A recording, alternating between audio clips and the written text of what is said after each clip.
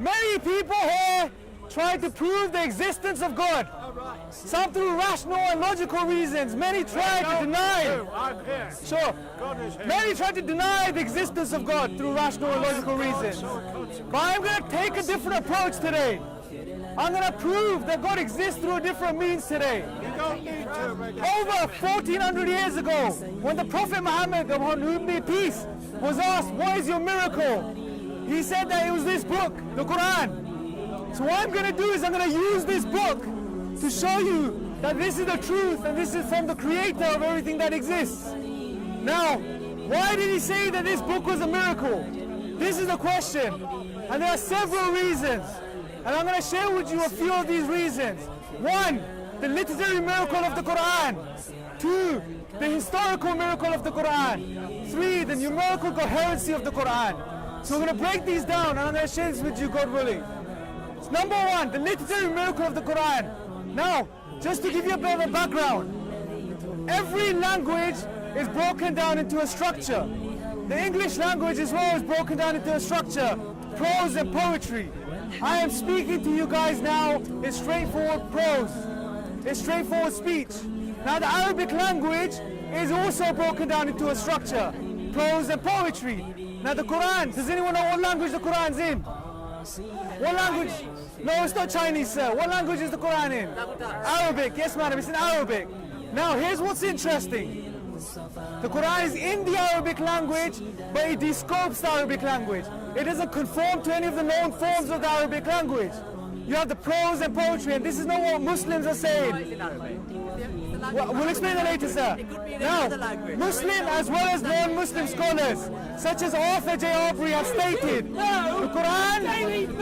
Sir, give me a minute. Now, the Quran, Arthur J. Aubrey, for example, states the Quran is neither prose nor poetry, but a unique fusion of both. This is why it's a miracle, because a miracle by definition is something that lies outside the productive capacity of nature. A miracle is something that lies outside the productive capacity of nature. The Quran lies outside the productive capacity of nature because it's in the Arabic, yet it doesn't conform to the Arabic language. Therefore the Quran is a miracle. Now the second miracle of the Quran, the historical miracle. And this is profound. I'll give you two examples. Number one, the Quran, in chapter 89. In chapter 89 of the Quran, God says, have you not seen what we did to the people of Ad, of Iram, with the lofty pillars? I want you to remember this.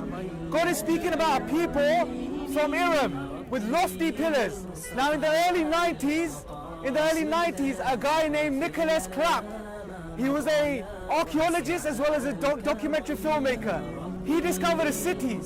He discovered a city, ladies and gentlemen. And when they started to excavate the city, they discovered one of the most prominent features of the city were its lofty towers. And they concluded from this and many other evidence that this was indeed the city mentioned in the Quran, the city of Iram. And the miracle is this, sir. The miracle is this. Nobody knew of this city or that this city existed before this find in the 1990s. So the Quran mentioned this and it was right. Not only this, the Quran also mentions or speaks about the ruler of the Egyptians. When it speaks about the ruler of the Egyptians at the time of Joseph, Prophet Joseph, it refers to him as king. When it refers to the ruler of the Egyptians at the time of Moses, it refers to him as Pharaoh. Now there's this distinction that God makes in the Quran. At one time he's referred to as king, at another point in history he's referred to as Pharaoh. And let me make the point, sir. You're very hasty, you need to calm down a bit. Anyway, what's the point? The point here is this. The hieroglyphs were a dead language until the discovery of the Rosetta Stone. Once they discovered the Rosetta Stone, they were able to decode the hieroglyphs. And once they did, they discovered that indeed the ruler of the Egyptians at the time of Joseph was known as king. And at the time of Moses was known as Pharaoh. Again, the Quran is correct and right and it's accurate as far as history is concerned. Not only this, now I'm going to share with you one more amazing feature of the Quran, the numerical coherency. I'll give you a chance, sir. The numerical coherency of the Quran. Now, for example, just to give you a bit of a background, the Quran was revealed over a 23-year period. Most of the verses were revealed instantaneously to address certain situations that were unfolding at the time. Just imagine this, the book has been revealed over 23 years. Some of us here aren't even 23 years old, right? It's a very long period of time. Not only this, there were no computers or printing presses to validate or write down these things and to measure these things, what I'm about to share. Now, take the second chapter of the Quran, for example.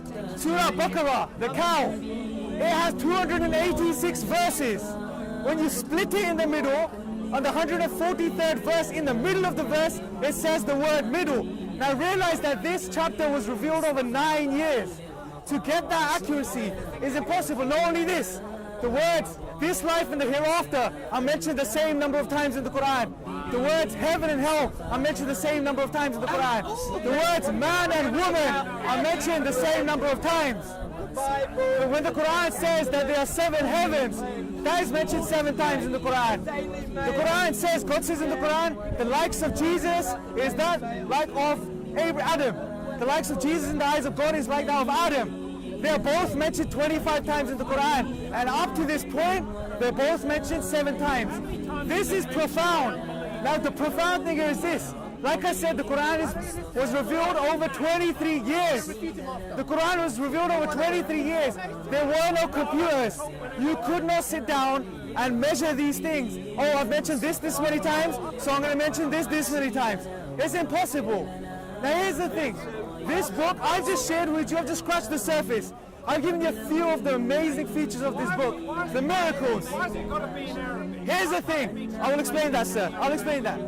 But here's the thing. Now there's so many miracles of this book. Not only this, the message. What is this book saying? What does this profound book say?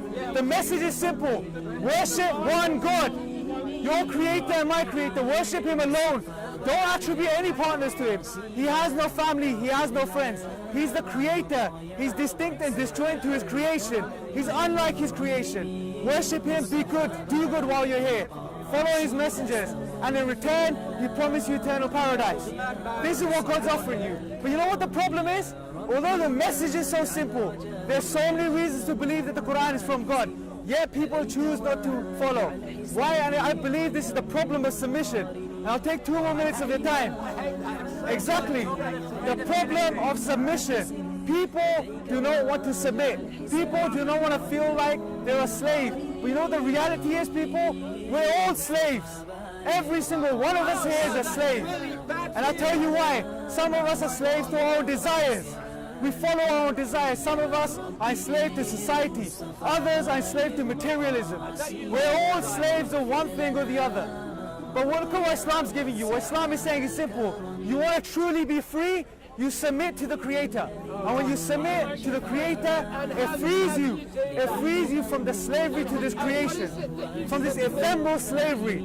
You worship the Creator, not the creation. This is what's profound.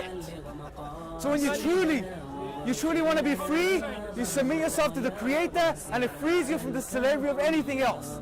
Now, at the very least, if you cannot appreciate this, the next time you see a woman, a Muslim woman, dressed or covered up, at least look past the fact that you may think she's oppressed or she's been forced, and understand that she is truly liberated because she does not conform or enslave herself to society or Vogue or any other fashion magazines. She's not a slave of people. She's not a slave of society, but she's a slave of the Creator. She transcends these things. When you see a Muslim man, with a beard, don't think he's conforming to society. He transcends these things, and he is a slave of the Creator. So what I ask you, my dear friends, is to look past the media narrative, to look past the nonsense particular individuals are spreading about Islam, the nonsense which people are making up, the lies that people are making up about Islam. Look past these things and look at the Quran and turn to the Quran and study the Quran, because the reality is we're running out of time. Time is short. No one knows when they're going to die. So it's best we wake up before we wake up once we die. It's best we wake up before we wake up before we die. I thank you for listening. Please take some material from the guys at the table. سبحانك اللهم وبحمدك أشهد أن لا إله إلا أنت أستغفرك وأتوب إليك. Thank you guys. Cheers. Absolutely fascinating. Sir, what was your question?